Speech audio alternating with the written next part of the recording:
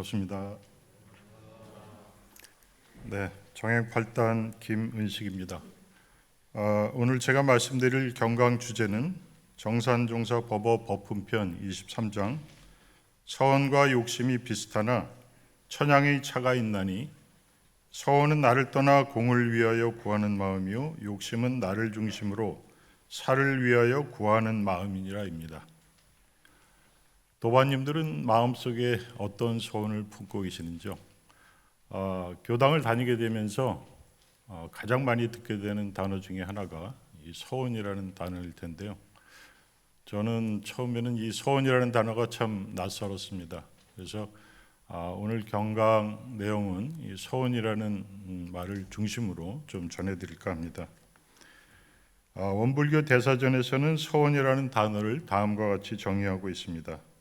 첫째, 불보살이 원을 세우고 반드시 이루기를 맹세하는 것.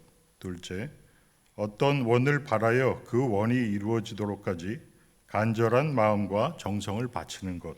셋째, 모든 중생들이 삼독 오욕심을 버리고 불보살이 되려고 간절히 맹세하고 소원하는 것이라고 되어 있습니다.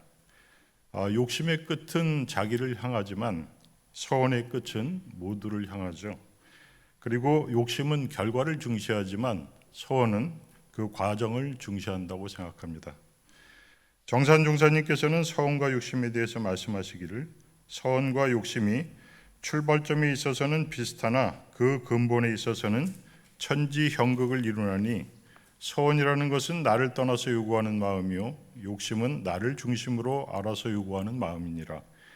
그러므로 소원의 끝에는 선과가 쌓이고 욕심의 끝에는 악과가 쌓이는 것이니 나를 떠나서 대중을 위하고 사회를 위하는 것은 부처님이 대원이요 서원의 발현이며 나를 중심으로 사욕을 채우기 위한 것은 범부중생의 감정이요 욕심이니라 라고 하셨습니다. 저는 신앙생활을 하게 되면서부터 대단히 신심을 가지고 수행을 해오지는 않았지만 오랜 시간 교당을 내왕하고 교무님들의 설법을 듣고 또 존경하는 선배 도반님들과 접하다 보니 자연스럽게 제 마음속에 있던 욕심도 많이 줄어든 것 같습니다. 자연스럽게 화를 내는 일도 또 누군가를 원망하는 일도 많이 줄어들었습니다. 그런데 문제는 욕심은 줄었지만 딱히 이렇다 할 소원도 가지고 있지 않다는 것이었습니다. 아마도 지난주 교감님께서 말씀해 주셨던 현해상이라는 것이 제게도 있었던 것 같습니다. 그래서 저같이 신심이 아직 부족한 사람에게는 소원을 뭔가 품는다는 것이 아직 준비되지 않은 상태라고 생각했던 것 같습니다. 그렇게 저의 신앙생활은 욕심도 소원도 없는 좀 몸이 건조한 상태로 흘러갔던 것 같습니다. 대산종사님께서는 법훈편에서 말씀하시기를 소원은 바로 영생의 싹이다. 100년을 살더라도 소원이 없으면 썩은 고모와 같다.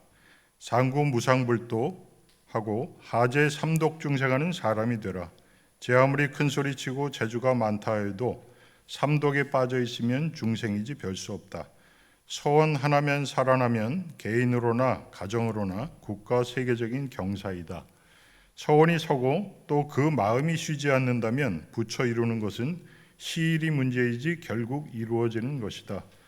도중에 무슨 문제가 생겨도 소원만 놓지 않으면 결국 부처가 되는 것이다 라고 하셨습니다.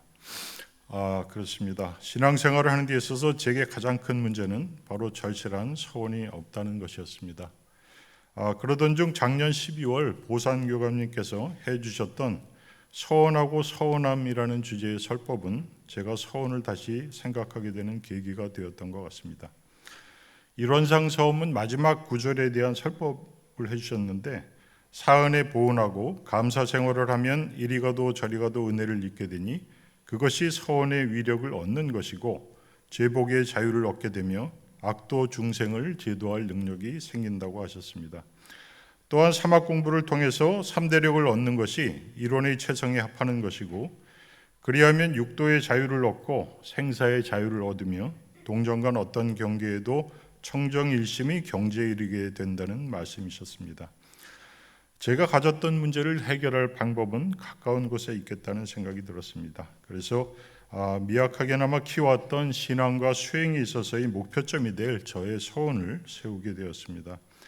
나와 나를 둘러싼 인연들을 위해서 사은에 보은하고 감사 생활을 하고 사막 수행을 해 나가자고 생각했습니다. 그렇게 목표를 설정하고 소원을 이루기 위해 노력한다면 저의 신앙생활은 좀 더 가치 있고 행복한 시간이 될 것이라고 생각합니다. 얼마 전 책에서 읽었던 내용인데 사람은 숙명, 운명, 사명, 천명, 수명이라는 5단계를 밟으면서 성장하고 소멸해 나간다고 합니다. 첫 번째 숙명은 깃드는 명입니다. 어떤 시대에 태어났고 또 어떤 나라에서 어떤 부모 밑에서 태어났는지, 또 남자로 태어났는지 여자로 태어났는지, 또 어떤 몸을 받아 태어났는지 스스로 결정할 수 없는 이 모든 숙명을 받아들이는 것이 그 출발점입니다. 두 번째 운명은 흐르는 명입니다. 인간의 운명은 망망대해에 떠있는 나뭇잎처럼 거대한 흐름을 타고 흘러가지만 그저 흐름에 몸을 맡기지 않고 자신의 힘으로 만들어 나가고자 노력할 필요가 있고 타인에게 노를 맡기지 않고 자신의 힘으로 저어가야 한다는 내용입니다. 세 번째는 사명, 쓰는 명입니다. 무엇을 위해 이 목숨을 사용할 것인지, 사는 동안 내가 해야 할 사명은 무엇이고 목숨을 걸고 해야 할 일들을 진지하게 생각해야 된다는 내용입니다. 네 번째는 천명, 부여받은 명입니다. 매일 최선을 다해 살아가다 보면 하늘이 지켜보고 있고 그것이 천명이었음을 깨닫게 됩니다.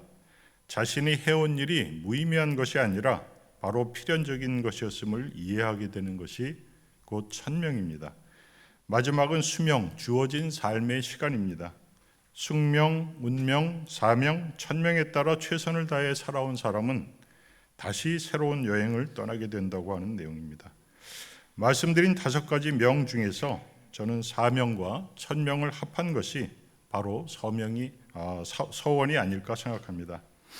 대종사님께서는 수행품 36장에서 말씀하시기를 욕심은 없앨 것이 아니라 도리어 키울 것이니 작은 욕심을 큰 서원으로 돌려 키워서 마음이 거기에 전이라면 작은 욕심들은 자연 잠잠할 것이요 그러하면 저절로 한가롭고 농락한 생활을 하게 되리라고 하셨습니다.